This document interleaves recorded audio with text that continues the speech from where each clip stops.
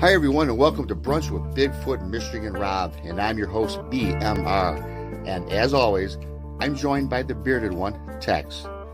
If this is your first time here, please subscribe on YouTube to Tex's Front Porch. Give us a thumbs up, leave a comment, and don't forget to hit the alert bell.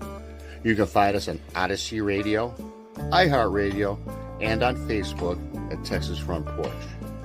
You can also reach us by email at paracryptidEncounters@gmail.com or by text at 972-559-0988. Don't forget to subscribe on YouTube to Bigfoot, Michigan Rob. If you enjoy our content and would like to support us, the Super Chat is always open, or you can Venmo us at @Tex6717. Thank you and enjoy the show.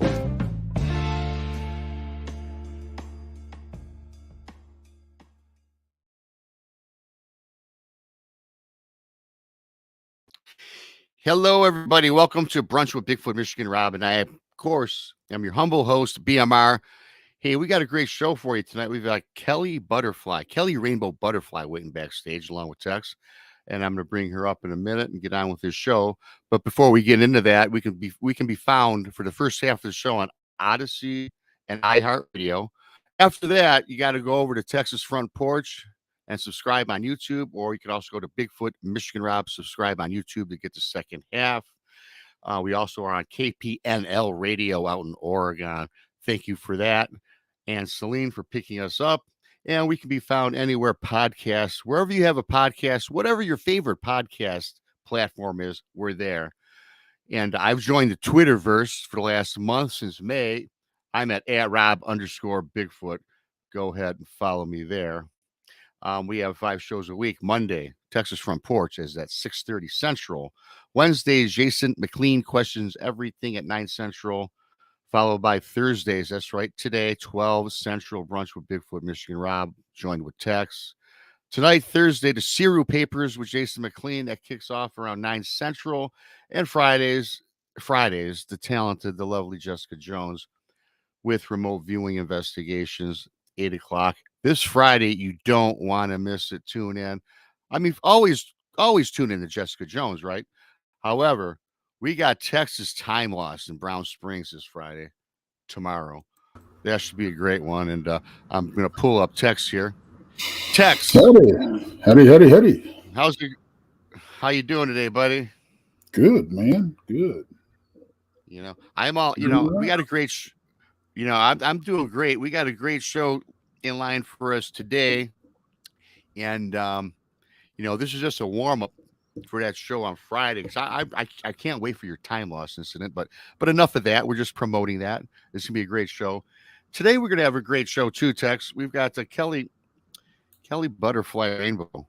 Right now, she hails from Chicago. She's been in Arkansas. She also now in Washington, and she's an author. She's written. Let's see. Kelly Butterfly is an author, editor, and publisher for Rainbow Butterfly Publications and the Sasquatch Message to Humanity book series, which we can get into. I'm going to bring her up right now. And here she is. Slow. Oh, hey, Kelly. How's it going? Wonderful. Thanks for having me on the show. We appreciate you coming. Hey, you know what? Yeah, go ahead, Tex. See what I had to put up with, Kelly? I was going to say, done with my introduction. Go ahead, Tex, by all means. What I was going to say is, we're glad to see you're feeling better. And glad to, for you to be here. Really appreciate you coming. Thank you. Bless. I'm happy to be here, and I'm grateful for the opportunity to reschedule. Feeling much better today. Yes. And what I was going to say, Kelly, is I'm glad you're feeling better, and we had an opportunity to reschedule. See, Tex and I think alike. That's when we start talking at the same time, which sometimes happens, but that's life. And we just move on because it's our chemistry, me and Tex. We can do that in mind speak, I think, sometimes, which is kind of scary. And I know Tex wants no part of it, but So Kelly, why don't you give a brief introduction to about, maybe talk about your book series, and we got time to move into you were at the festival over there in Oregon, and or in Washington, excuse me. And Mhm. for those of us that don't know much about you, what's Kelly Rainbow all about? Yes, well, so the books that I've published anyway, they're under the name Rainbow Butterfly Publications, and the Sasquatch Message to Humanity series. There's currently 3 books in the series, and they're channeled messages from Sasquatch elders that have the ability to mind speak with humans and deliver this important message. So throughout this book series, there's so much information about who they are, the abilities that they have, where they come from, the history of the planet, and all of the different species and races that were here before us and even before them. Because they are mammal people like we are. And so there's a whole long evolution that occurred on Earth long before there were either one of us, with the intelligent life being the fish people, or like the mer people, the insectoids and the reptilians and the bird people. And, so it goes very deep into explaining a lot of these different origins, and the gifts and the abilities that they have, and their purpose and our purpose. But basically, they are great carekeepers of our planet. They're nature people. They work with the planet and they work with the elements, and everything like that. And so, those that are tuned in, and able to work with them, whether you're conscious of it or not, like you just mentioned the mind speak. Sometimes it doesn't necessarily come through with mind speak, but just something that you feel or something that and so the Sasquatch can help us work with those aspects of ourselves, so that we can help ourselves to heal and grow, and help the planet to heal and grow, because the planet, us humans haven't done too many favors for the planet so far. So we need to return to being more symbiotic and working with nature and all life here on the planet. So that's kind of the basis of all of the books. Like I said, it's a 3-book series, so it goes into so much detail. But that's a lot of what I do. A big part of my life's purpose is to share this message. And I also coordinate a lot of different gatherings, so that people come from all over the world. Most of them feel some kind of close connection with the Sasquatch. Either they had an experience, or they're also receiving messages from them, or so many of them are just really want to develop themselves more, and want to understand more about how to work with nature and with earth and things like that. So our gatherings are really focused on that, and it's a really beautiful experience. We've had hundreds, maybe thousands now attend over the years, and I get so much positive feedback about how life-changing it is, and how it really just opened up their perceptions to new things. And so that's, like I said, a big part of my life's purpose and working with them is just to share the more positive messages, and the knowledge that they have to share with us. And what you said, I think I've never heard that before, and I think that's awesome. So, and you refer many times in the conversation about people, Sasquatch being a people and working with Sasquatch. Hmm. Does that? I like to get a little bit into that, but you think then that Sasquatch has been here well before us, though, right? And they started this communication about preserving the planet and the things you talks about up until when? Well, they say that they were seeded here, so a lot of their DNA comes from off planet. So just like humans, we're not native to here. We are now, but we weren't originally. And so they say that they were seated here on planet Earth about 200 million years ago. And humanity's been here about 50 million years. So they've got 150 million years on us. That's a lot more experience. So that's about how long, 200 million years, that their race has been here.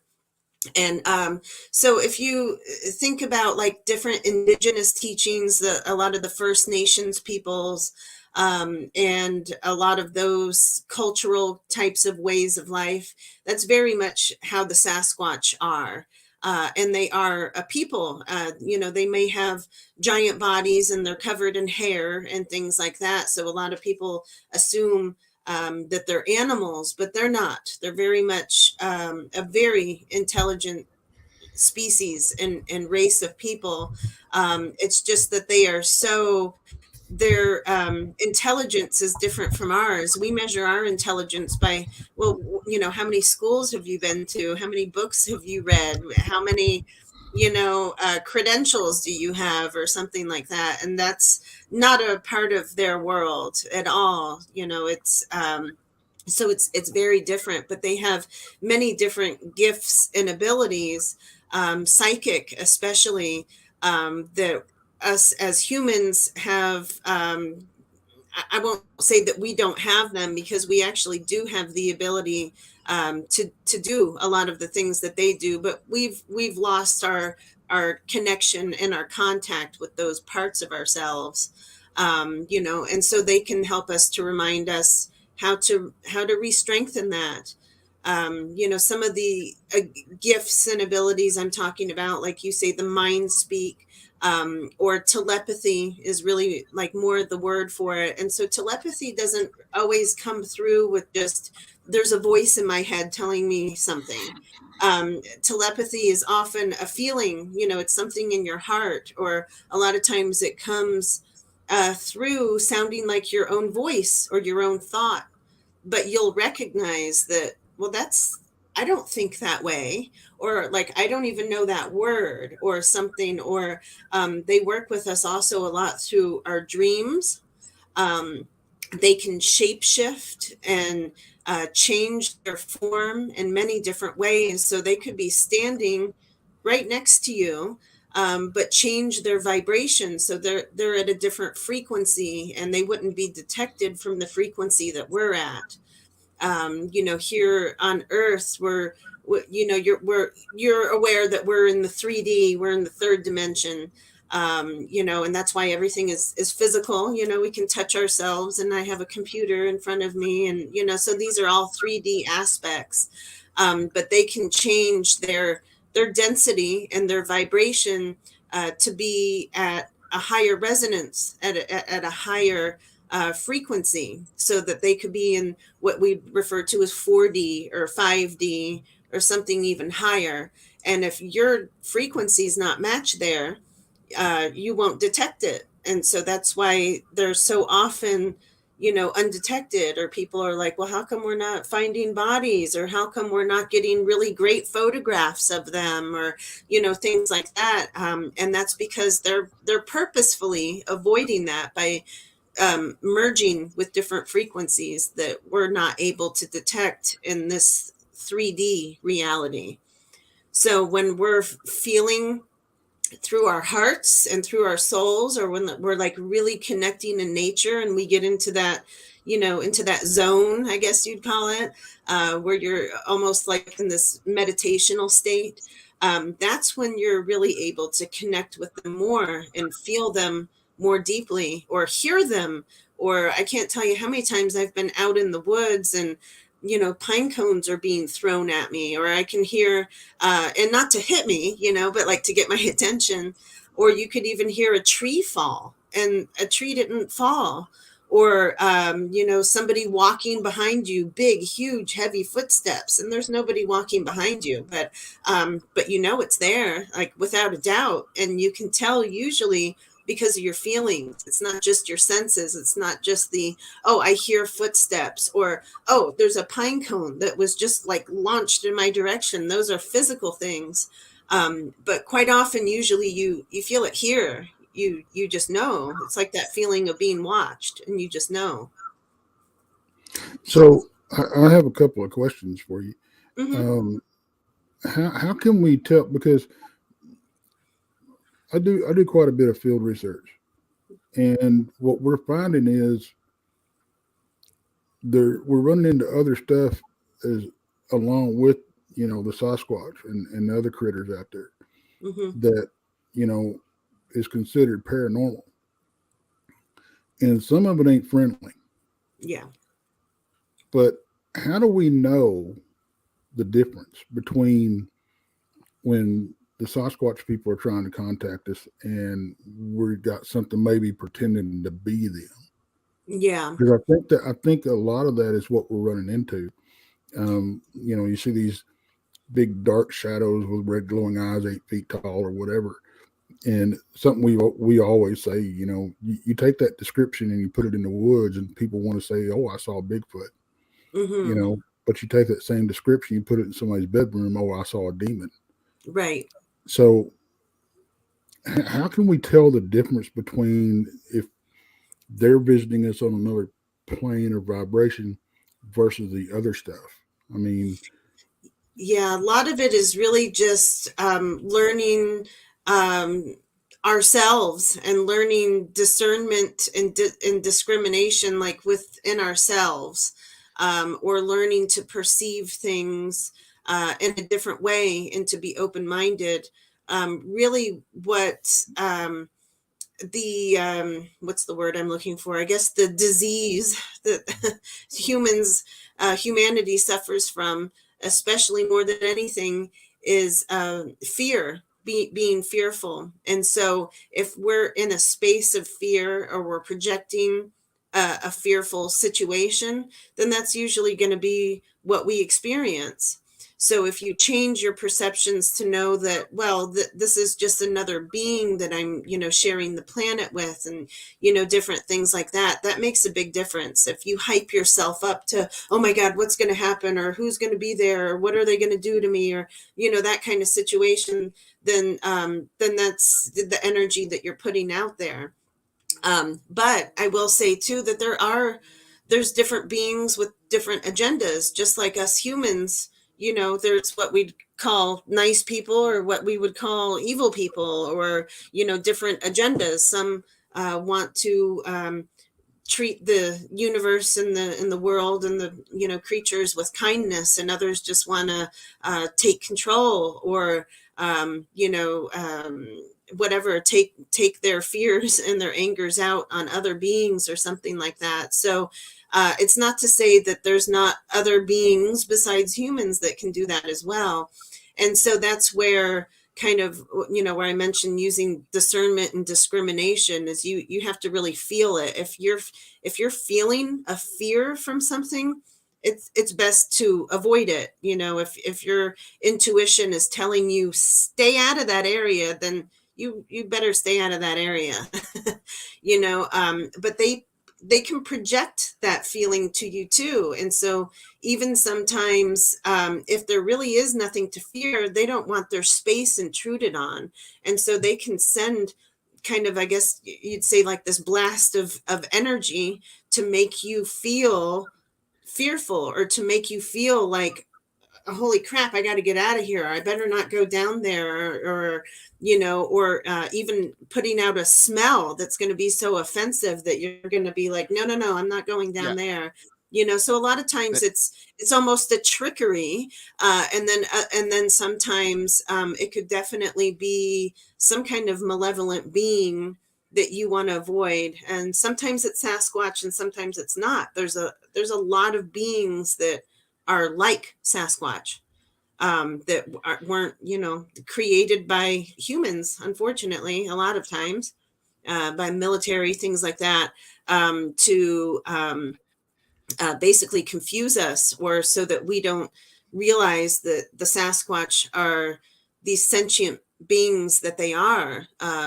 the relatives that they are. I don't want to say ancestors necessarily, because they're not human, but we do share a lot of the same DNA.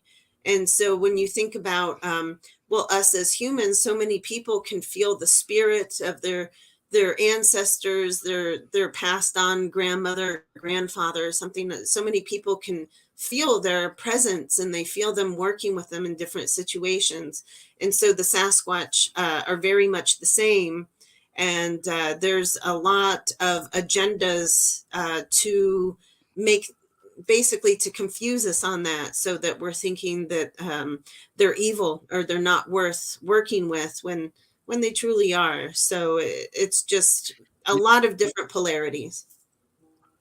So, I wanted to oh, ask go a ahead. question about, you just say they want to work with us. You mentioned, they want to, the Sasquatch wants to work with us as humans to help let's for the betterment of mankind, let's just say. Hmm. Yet, how do they decide who they want to communicate with? Because people that go researching Sasquatch, they want to stay. They're the hide and seek champions. They don't want to be seen by us. So, Hmm. with what you're saying, then is, do they have a select target of people they reach out to for this event to try to the betterment? I mean, how does I know they don't want to see us, so how do they determine who they want to see and who they want to show themselves to? Yeah, well, that's also very different. Usually, it's going to be somebody that's already kind of on that frequency, already working towards that in their own lives. Where they observe for a while, or they'll do different things to kind of play tricks on you to get your reaction, to see where you're at with different things like that before they make themselves really known. um, but also a lot of times it's kind of, if I could say, like a soul contract. We it's something that was prearranged, or there's some kind of genetic connection even. And so we come to this lifetime and to this to these certain circumstances of things. And so it's kind of like time to reconnect and to allow that to develop. But it's always up to us. It's always up to where we're at. Are we willing to? Or are you going to be in fear? Are you too scared to work with the Sasquatch? Are you too scared to work with the elements? And I say work. It's not work. It's play, really. It's life. It's just another aspect of it that's just not as physical as what we're usually used to. How, Um, how do how do we? Because there's been a lot of reports of people being snatched up, people being hurt, this type of mhm, thing. Is this something else doing that, or is this like you said, maybe they're just having a bad hair day, or they have a different agenda against humans, because maybe that troop or whatever was raised up with a different attitude towards humans or something. That's yeah, and that's very true. It's very much just like us. Like I said, we're the three of us are humans, but we've all had different experiences, and we all have different traumas, or we all have different ways that we would react to different things, and that doesn't make us good or bad, or anything like that. So it's very much the same for them. But when it comes to like a lot of the disappearances, or a lot of the attacks that people report or something, most of the time that's probably not the true Sasquatch, the beings that have been here for this long, that have these more evolved souls. Usually that would not be them. That doesn't mean that it could not ever be, because they, like I said, they have their own traumas and triggers. If somebody came into their space and almost hurt one of their babies, how would you respond? Right. You're a gentle person, but when it comes to certain things, you're not.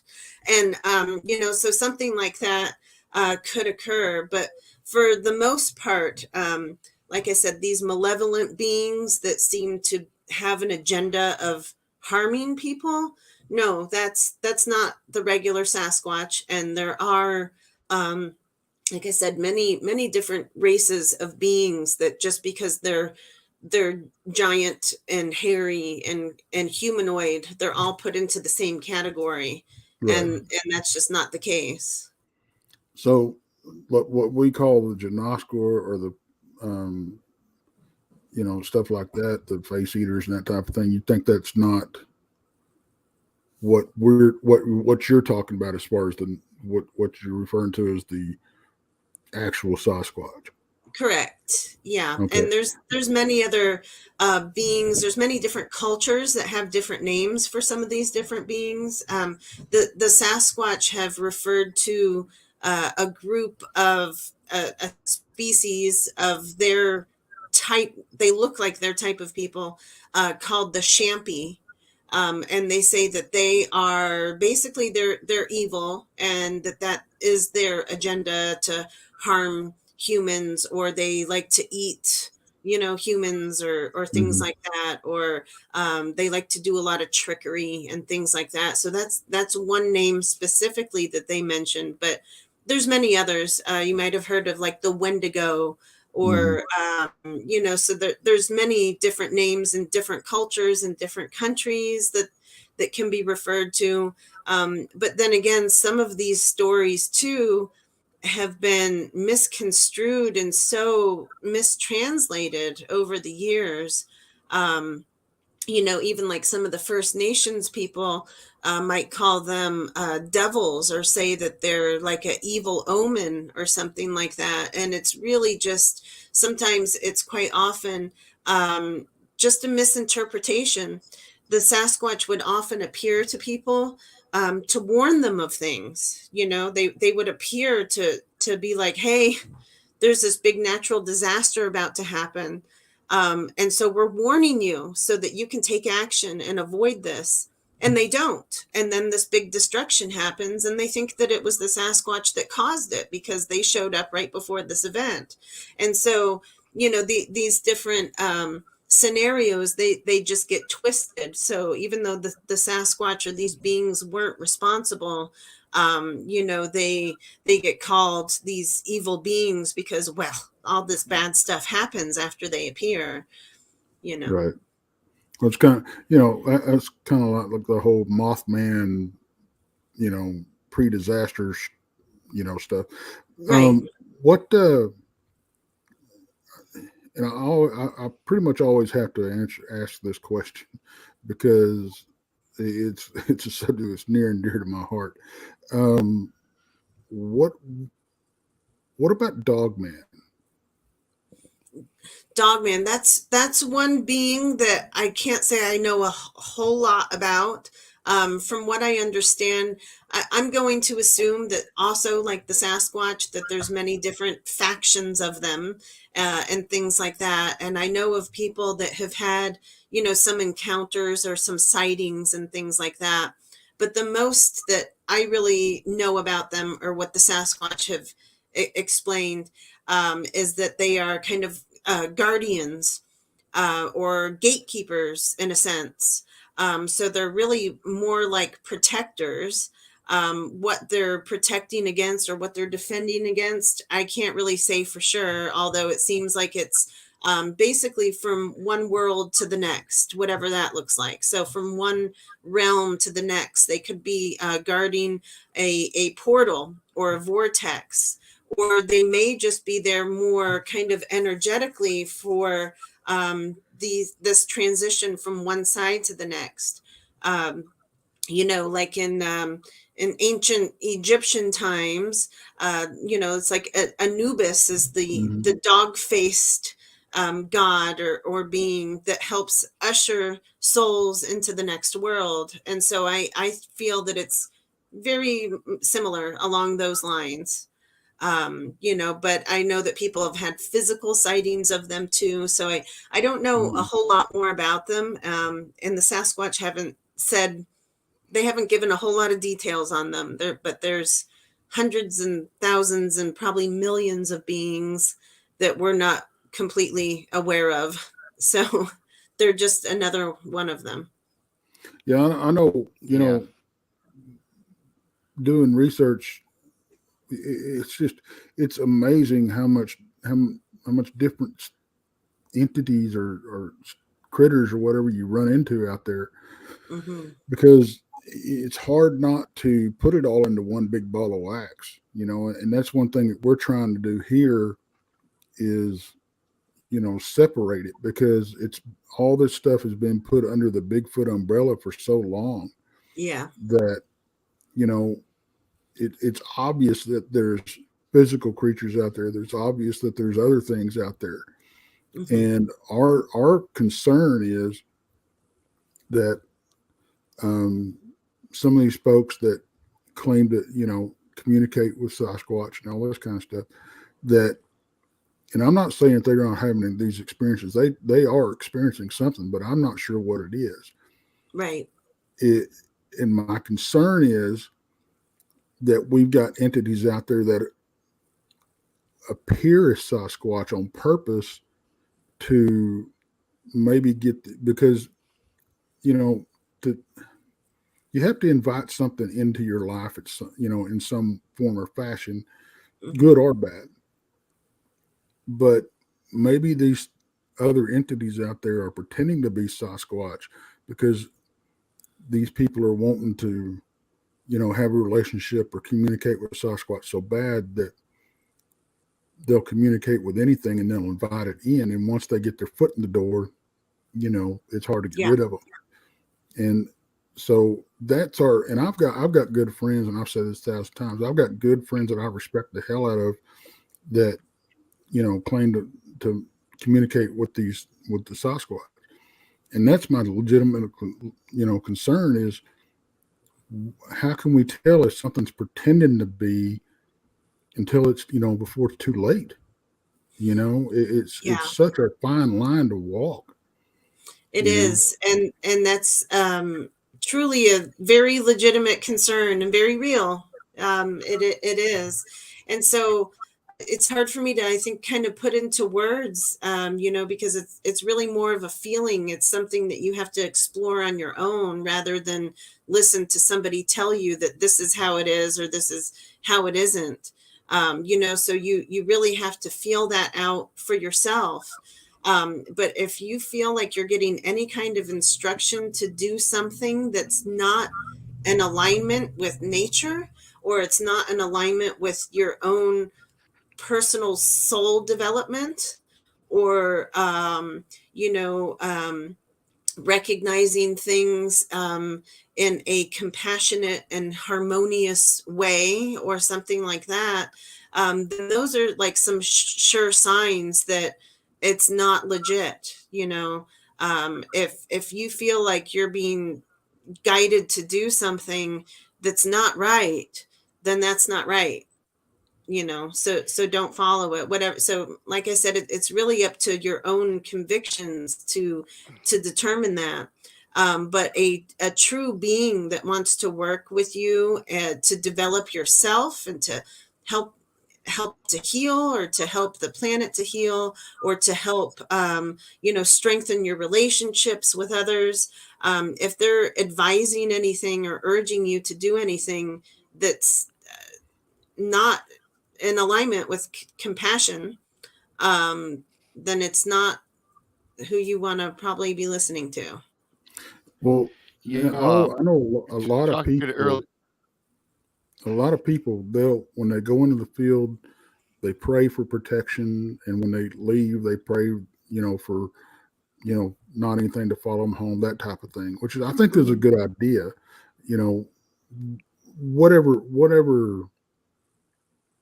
you know, being or God you believe in, because I think belief gives whatever you believe in power, Definitely. and that.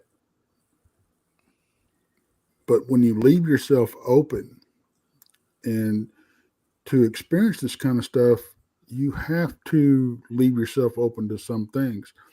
My question is, you know, protecting yourself, putting up that wall. Are you, are you cutting yourself off at the knees by, you know, pushing away experiences that are these friendly beings that may want to contact you.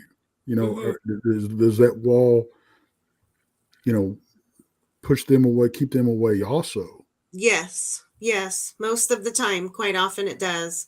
That goes back to the fear that I was talking about. Fear is a wall, it's a block, and it doesn't allow you to move past things. It keeps you in this really limited belief system because you're too scared to move beyond that. And so actually one thing that the Sasquatch have taught me is, if I could say, the importance or the value in being vulnerable, the value in being vulnerable, because that's when you open yourself up to receive or to be open, or you're just, you know, you're kind of surrendering. You're in this place like, well, what, I have nothing else to do but just to surrender Right. to whatever the universe and whatever nature brings me. And so when you reach that point, that's usually when like a lot of the experiences start really flooding in. And even if they're not physical experiences, it's like unlocking your heart and your, I say inner standing rather than understanding, because Right. it's something that is already all here, but we're blocking it because of fears and because of beliefs, especially religious beliefs and things like that. You know, so many religions tell you you can't think this way, you can't feel that way, or this is wrong, or you know, this is sinful, or you know, that kind of thing.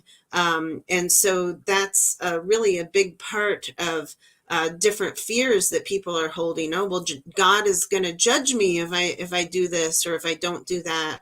And so letting go of that fear too. God is all.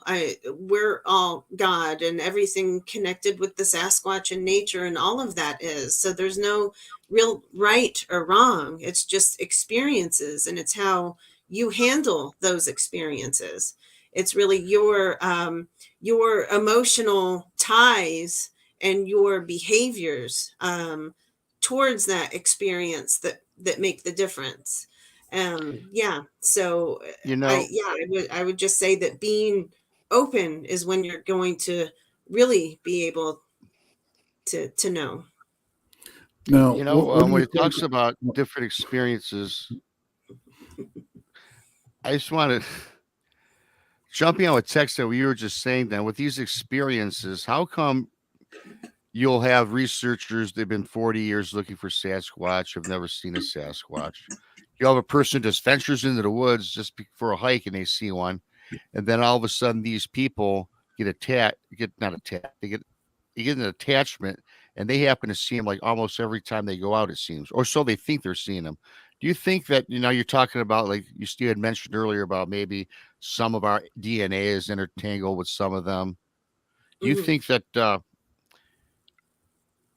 why is this that do they seek who they want to see, in your opinion? Right? People spend many years looking for them, can't find them, but people can see them just like on a rainy day. The rain always seems to hit you. Right. Well, again, like I said, a lot of times it's the agenda. They're not going to help anybody that's just looking to, you know, help them to like serve their ego, basically. So many people are on this hunt for Bigfoot so that they could be the first to get a good picture, or so that they could be the first to capture them, or so that they could um, basically boost their ego in some kind of way, to brag or to make money off of it, or you know, different things like that. And so the Sasquatch don't care anything about that, and Oh, they're gonna oh, avoid that at all costs. So or right. people that are just fearful, like, oh, we're looking for the Sasquatch, but I got my guns drawn just in Well, case. Like, they're not going to come right. around. W- What about the other people 40 years with the pure intentions? There's several out there that have never even seen one, and they don't want Mhm. to make money. They are just a pure scientist or a researcher, and they dedicate their life to it. Yet they come up empty. Like those people, there's many people like that. They're not in it for the money. They're not into it to hunt them or Right. recognition. It's just their life's work, and it seems to me they should have that same frequency or vibration Mm-hmm. because all they're doing is emitting goodness. Yet these people, unfortunately, they die before they get to see a Sasquatch. When Joe Blow, who cares nothing of Sasquatch, and will see one and make Right. fun of it. Well, a lot of times they probably are having Sasquatch experiences and they don't recognize it. You know, if they don't see a massive footprint or if they don't see a being walk by them, they may not recognize the experience for what it is. And so that's why it's also, important to tune into the elements and to nature and to your own soul and your heart during the experience, because you'll find that there's more going on than just on the surface and appearances. But like you said too, like there is actually a DNA and a soul connection with a lot of this too. So some people, and it's not really the people, it's their souls that are kind of pre-selected or predetermined to work with them or play with them on a different level in this lifetime, and so that will come through stronger. Like for me, I was living in, I felt their presence like my whole life, but I didn't recognize what it was. I was always really sensitive to spirits, like I'd feel ghosts and things like that. And I was young, so I didn't quite understand it. To me, it was ghosts, and that's a little scary as a kid.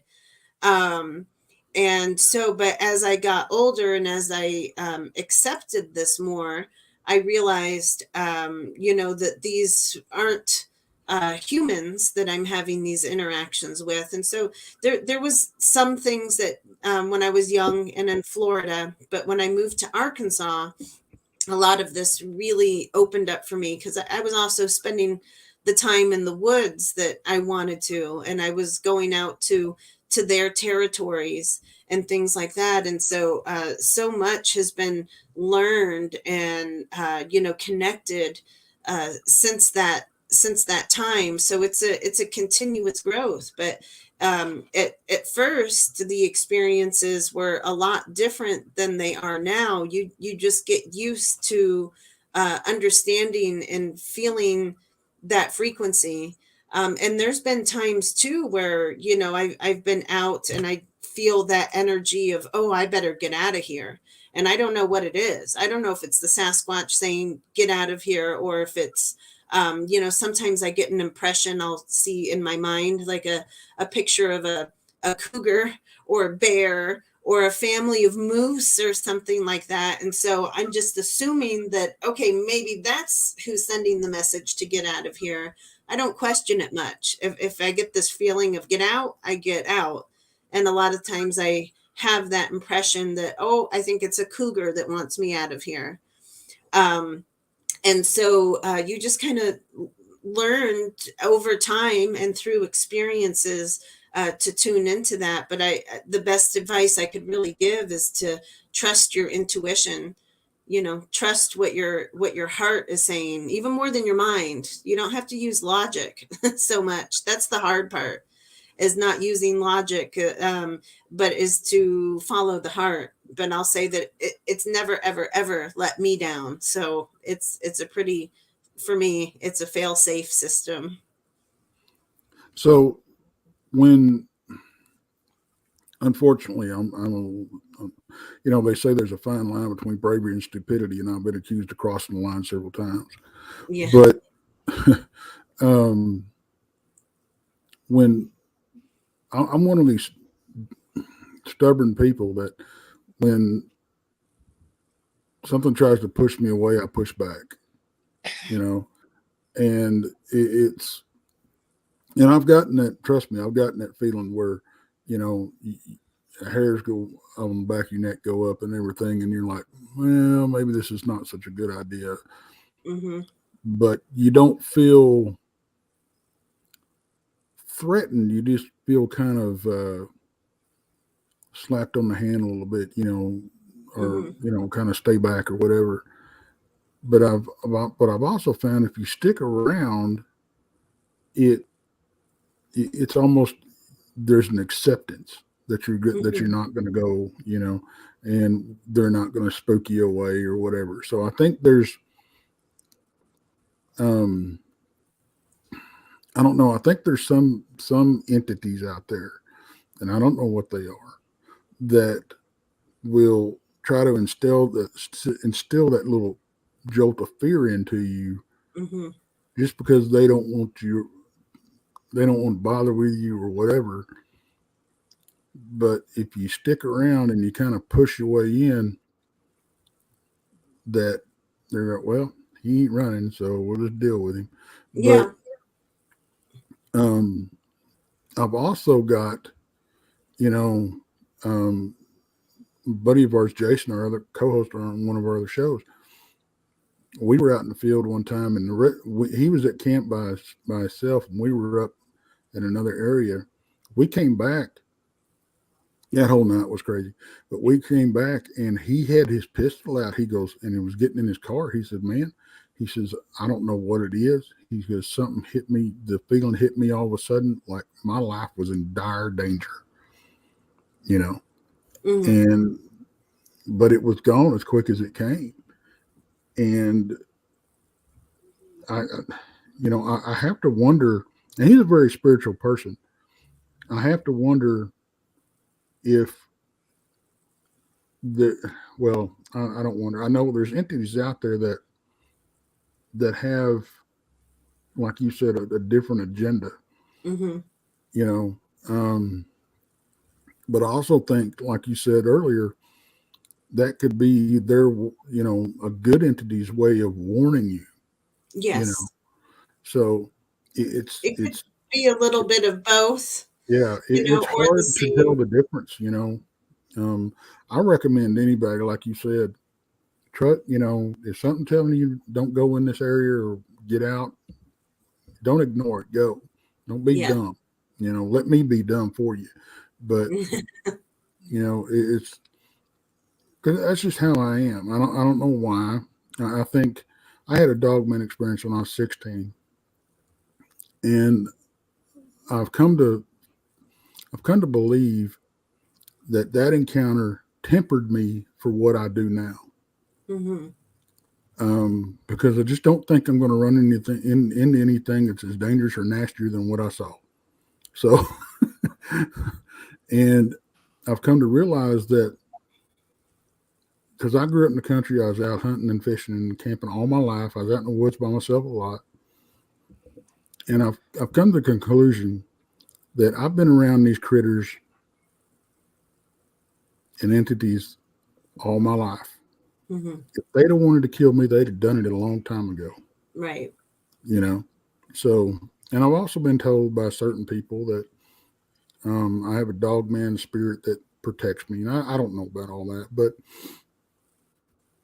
the more I hear about it, I'm wondering if it could be a dog man spirit. It could be something else. I do think I have something in my corner, Mhm. but Yeah. Well, we all do, whether we're aware of it or not.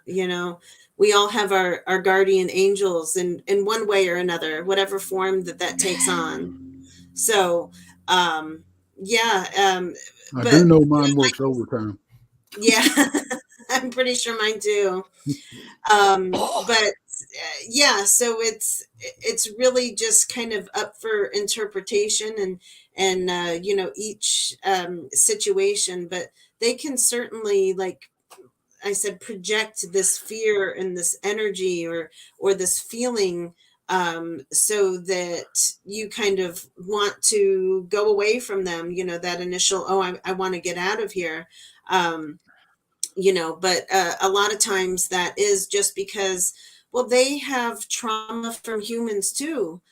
We've As humans, we've done a lot that does not benefit their race. They're in hiding now. They can't be around us because we're so violent and because we're seeking them out and things like that. So for the most part, they know as a species and as a race to avoid humans. And so it is a little bit of walking on eggshells to get to know each other once again. Well, can I trust this human, or how are they going to react or respond in this situation? They have a good heart, but what would happen if this, Right.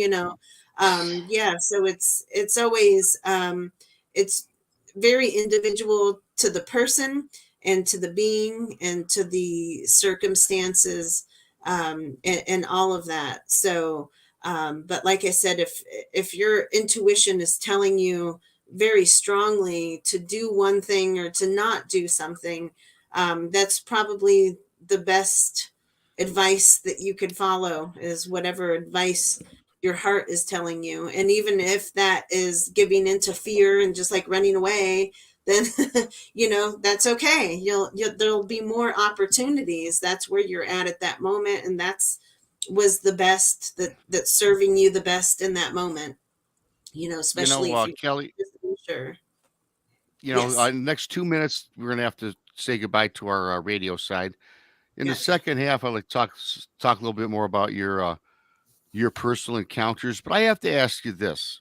Um, we talked about strands of DNA. We've talked about they're human yet they're not. They're a Mhm. being. Um, what's the vibration you get when it comes to Sasquatch? Do you think they were a part of creation? Do you think that they just evolved, or do you think that there's a otherworldly aspect to them, how they arrived to our planet? I don't know if you It's a could do that in 2 minutes. I'll do my best. The Sasquatch message to humanity really explains a lot of that in detail, but I'll give a little summary of what they've explained. And that's that they, like I said, they were seeded here about 200 million years ago. But the beings that create all of us, I suppose, we would maybe refer to as our star elders. We're all from the stars. We're all genetically from other systems before Earth. Earth is one of the newest planets here in our solar system. And so the Sasquatch say that their DNA more specifically comes from. So at this point, they're 99% human. We share 99% of the same human genetics. But where they came from are different genetic aspects of different star systems. They're a large majority from the Pleiades. Of course, the beings from the Pleiades are from star systems and are from eras long before the Pleiades. So, but you could look at that. And then they also said that they are some of their genetics come from the Great Bear, which they're talking about a constellation. I don't think they refer to a bear animal that we have here. But in order to create any species on a home planet, you have to take one of the current native species from that home planet. And so they said that some of their genetics comes from a giant lemur that was in Lemuria or Mu, prior to humans. And so that's their human aspect, is this giant lemur, which no longer exists. It's been extinct for a long time. But that's a big part of their Earth genetics. But the star elders seeded them here on this planet to be carekeepers of the planet about 200 million years ago. And all of these different intelligent species goes through, a really, really long evolution of being the most intelligent species. And so right now, the most intelligent species on this planet are the mammal people. And we are mammal people as humans, and the Sasquatch are mammal people. And so that's why there's some of our greatest teachers that can help us to remind us of who we are and the ways that we're best able to work with the planet and all life on the planet. Yeah. Well, guys, we got to say goodbye to our iHeart and Odyssey listeners, but we're going to be right back with the second part of the show. We're going to take a 5-minute break, and we'll be right back. Sounds good. Don't run off. As soon as I find the button.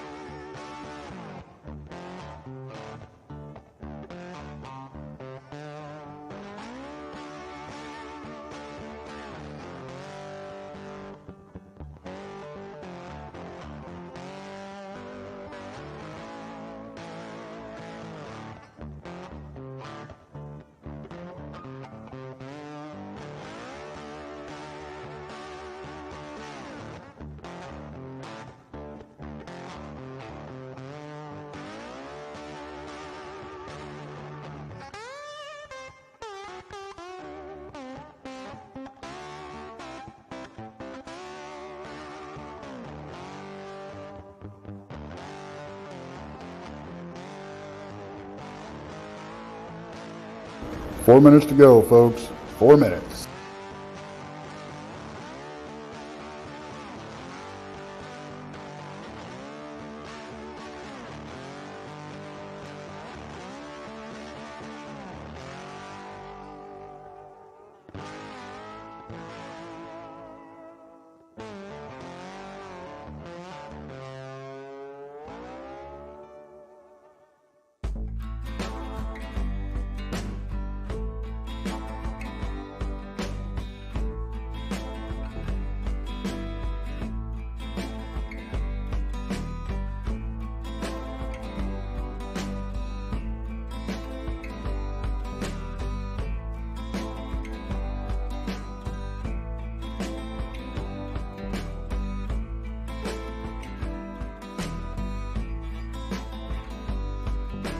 Three minutes. We're almost there.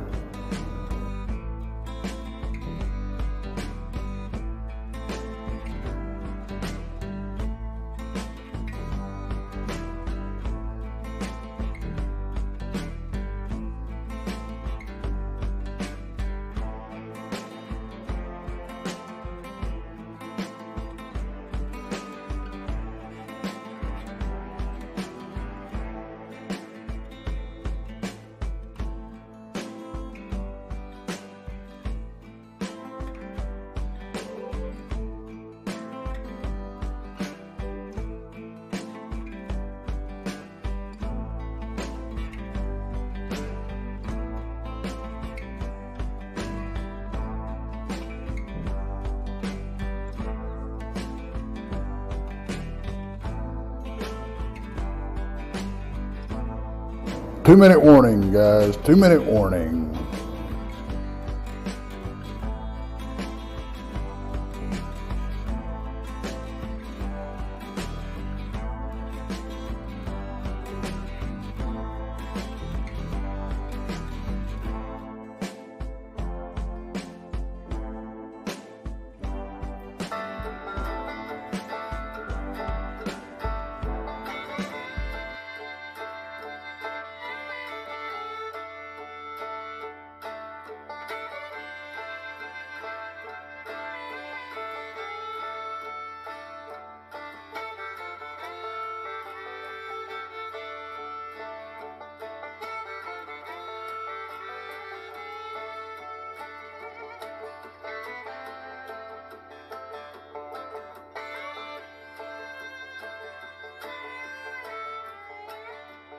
One minute.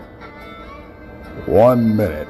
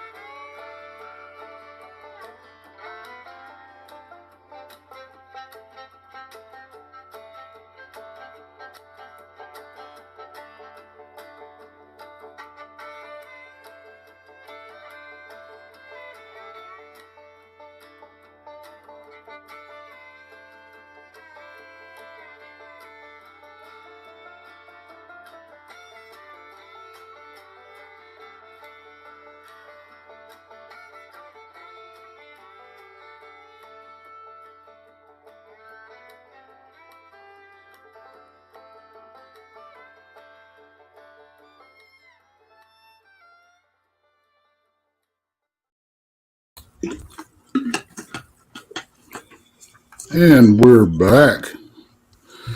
Man, I missed y'all. Yes, we are. You know, that was I missed too. Texas seemed like that break went on forever and ever. Like, they're always 5-minute cuts, and wait to get back, because I think this is a pretty awesome show we got going here with Kelly Butterfly. Kelly Butterfly. Great show thus far, Kelly. Thank you very much for joining us here this afternoon, taking time out of your schedule. Yeah, I don't know if Tex had any follow-up questions from her staff, but I'd like to hear some of your personal encounters with these creatures, these beings, these people of the forest, if you don't mind. Sure. Well, there's been so many. I'm trying to think of where to even start.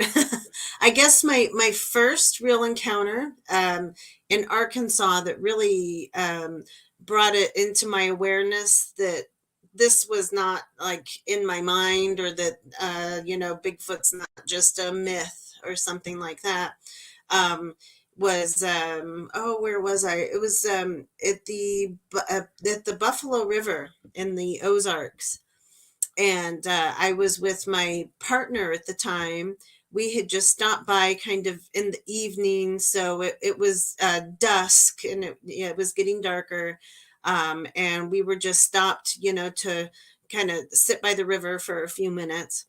And on the other side, we could hear all of these sounds and all of this activity, and then we could hear, it sounded like a bunch of people's voices, but there was no people around, and it didn't seem plausible that these voices could even be carrying this far down the river.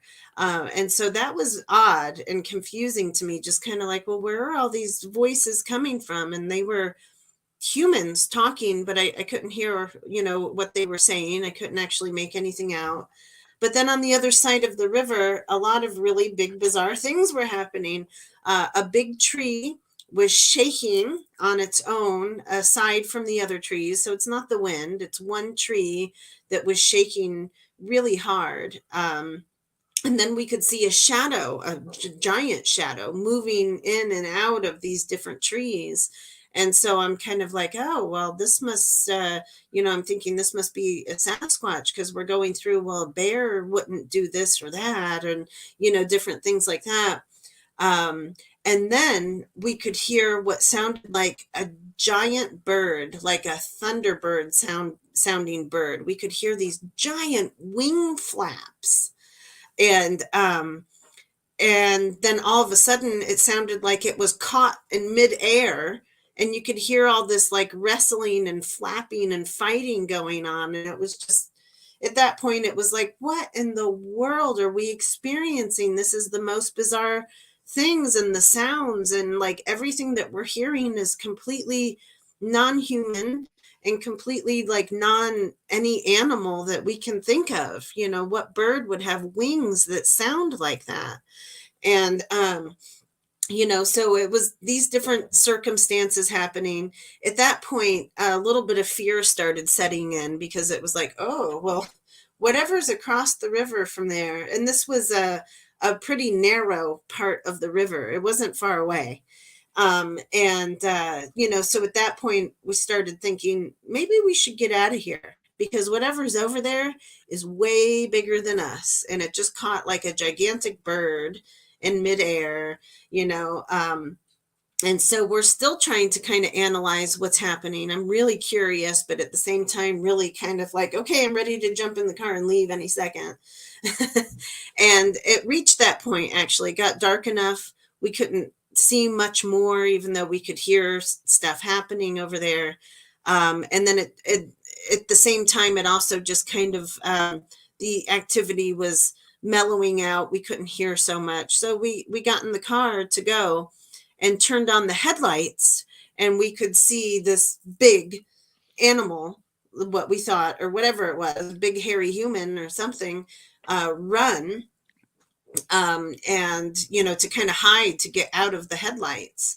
And so then our curiosity got us again, and we're like, oh, okay, well, that was not a bear.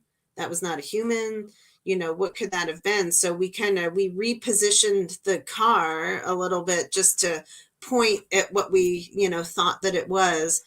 And at one point we saw a hairy thing down near the water.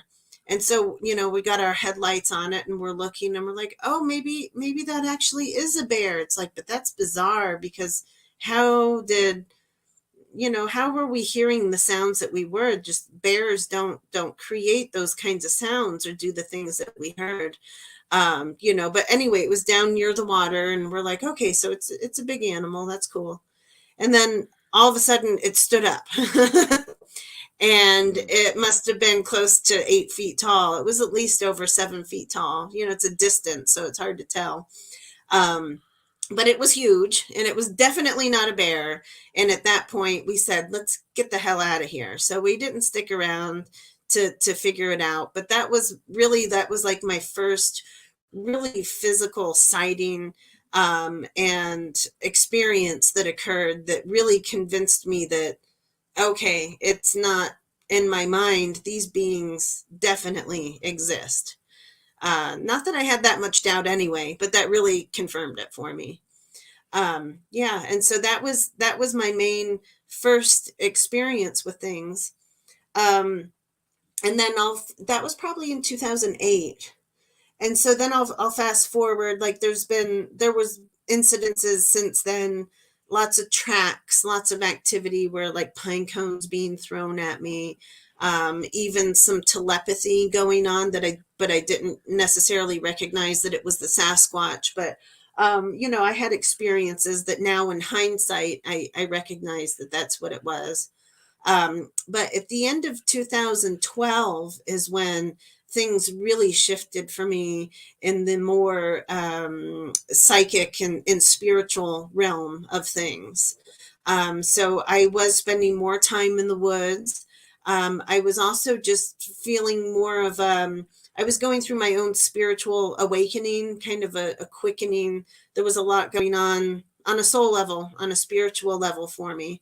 And so a lot of that opened me up to what I was about to experience. And I connected with this guy on the internet. I had no idea who he was. I was very much into the Native American culture. I was studying with some elders, learning a lot of different indigenous ways. And I connected with this man named Gray Wolf that I could see was following those indigenous ways too. So I have no idea who this person is. And he sends me a message on Facebook, and all it says is, I walk with Sasquatch. That's what the message says. I walk with Sasquatch. And I was like, whoa, tell me more. And so I must have like been bugging the crap out of him. I kept asking him all these different questions. I wanted to understand like what he's talking about and the perspective that he's sharing. And he's like, look, just, basically you should read these books. And that's the Psychic Sasquatch and the UFO connection, and the Sasquatch people and their interdimensional connection. And he referred me to a website. And so I looked it up, and immediately I just knew it changed like my whole life just to find this out, just to be told or to have this understanding that the Sasquatch are interdimensional, and that they're, nature spirits in a sense, and what their purpose is and everything.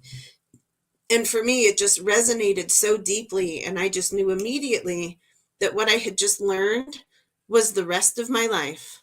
And I didn't know what that meant, but I just knew that, oh my God, what I just learned here today in this moment has changed everything in my life. And I don't know what that means, but I know moving forward that this is a big part of it. And that was true. So, I read those books, and it opened up a lot to me, but I started going out into the woods more, or, meditating with the intentions of connecting with the Sasquatch on this deeper soul level, or to work with them, to understand from them, to not have fear, to want to connect with them. And I would tell them that, I love them, and I love the planet, and I want to help, and I want to learn from them. And, I want to better myself, and I want to, whatever, better my relationships with other humans, and with their people, and all with the plants and the bugs and everything. So I say slowly, but it really wasn't very slowly, that everything started to really come together. And I started receiving telepathy very quickly. And I knew, I can understand why some people aren't sure of what they're receiving. But I knew beyond a doubt that I was directly communicating with Sasquatch, and it just kept increasing. And, give advice, and that's my personal journey. So maybe I'm receiving more than what a lot of other people are. But for me, it You all know, happens very quickly and very clearly.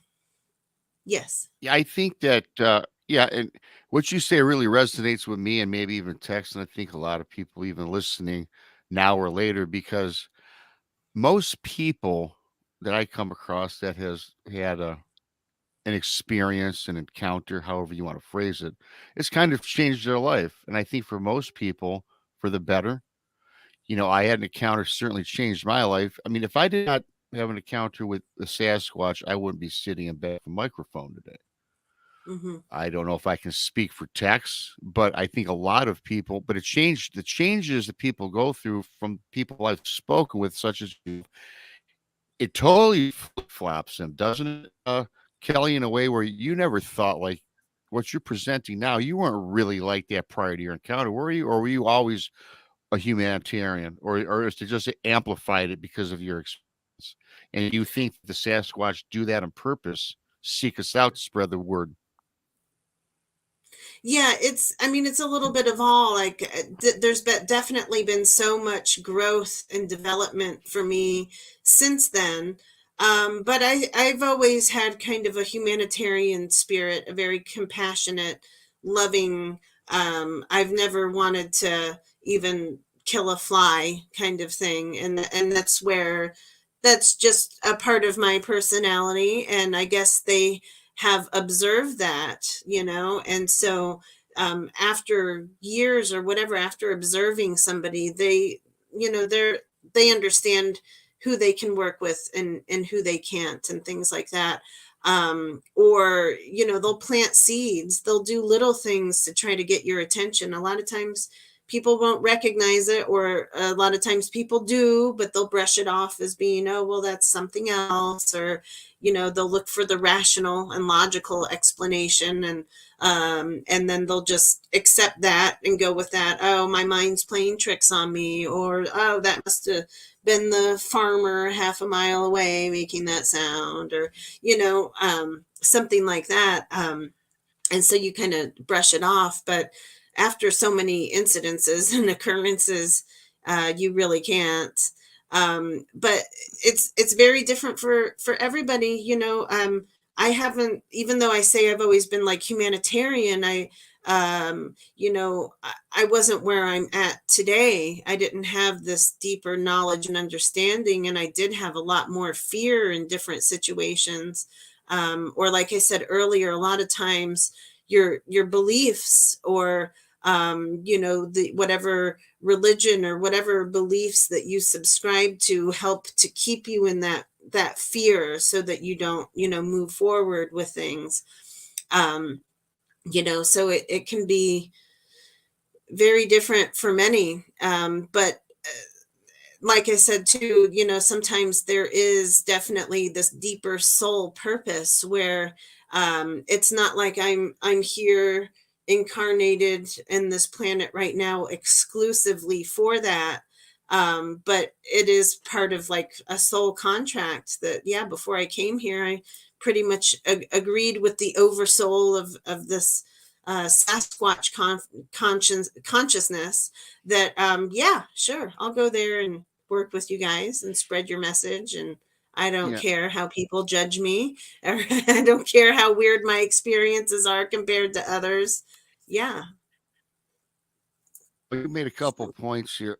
I had somebody had told me on my Sasquatch encounter, someone had told me that my Sasquatch that I saw 4 years ago has been trying to communicate with me. Now, with that being said, you had said something about really know these voices we get, and I'm not gonna say the mind speak thing, 'cause it's like I can anticipate kind of what like my brother will say, or a very close friend. You know how you walk through that, you can anticipate.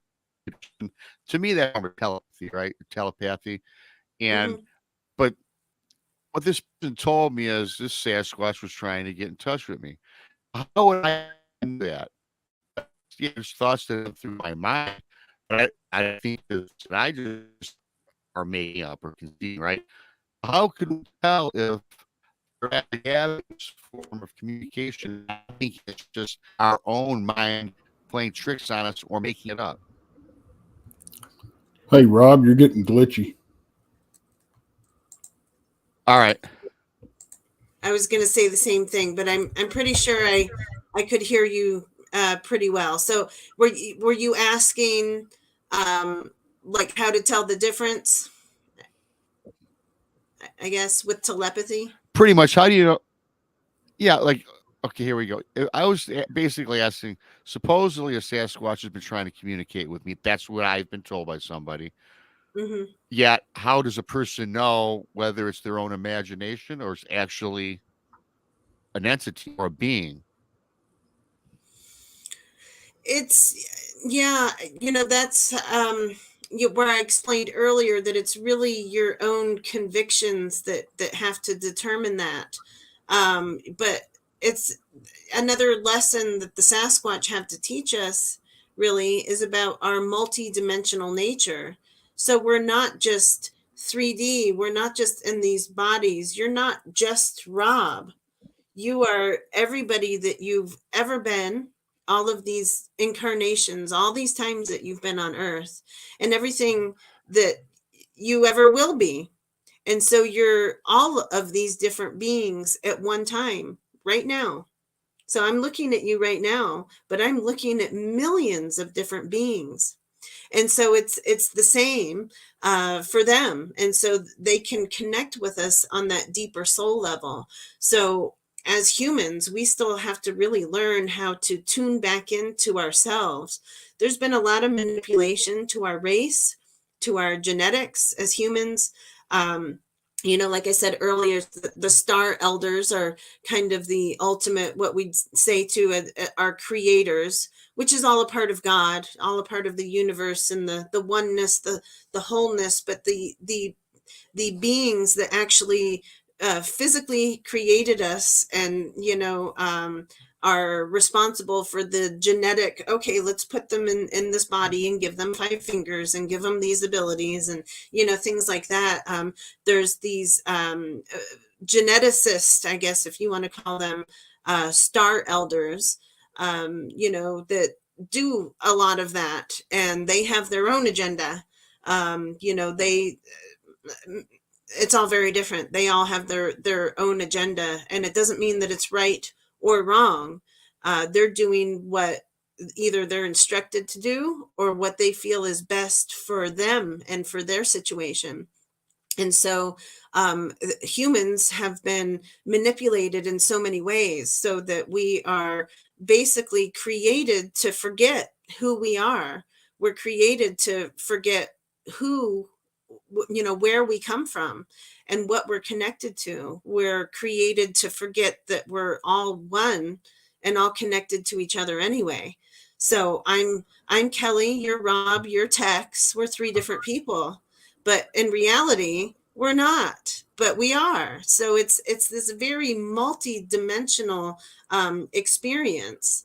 There's the oneness, and then there's the separatism. And so I guess to kind of put all that together is just to say that we're living in a world of extreme polarities. And so that's going to keep coming up and ebbing and flowing. And that's really a big purpose of why we're all here on Earth. Well, guys, I think everybody's getting glitchy. So I think.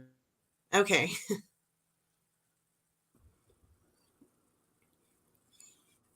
I think everybody's getting glitchy. So we probably ought to go ahead and wrap this one up. Sounds good. Yeah, you're getting a little glitchy too, I see. So. Yeah.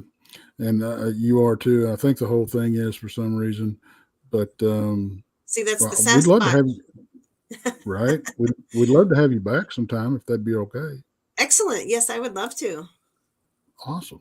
Well, I'll go ahead and say our goodbyes. And Kelly, thank you so much. It's been an enlightening, experience. And I have so many questions about the stuff I'm dealing with out there, and I'm really open to anything.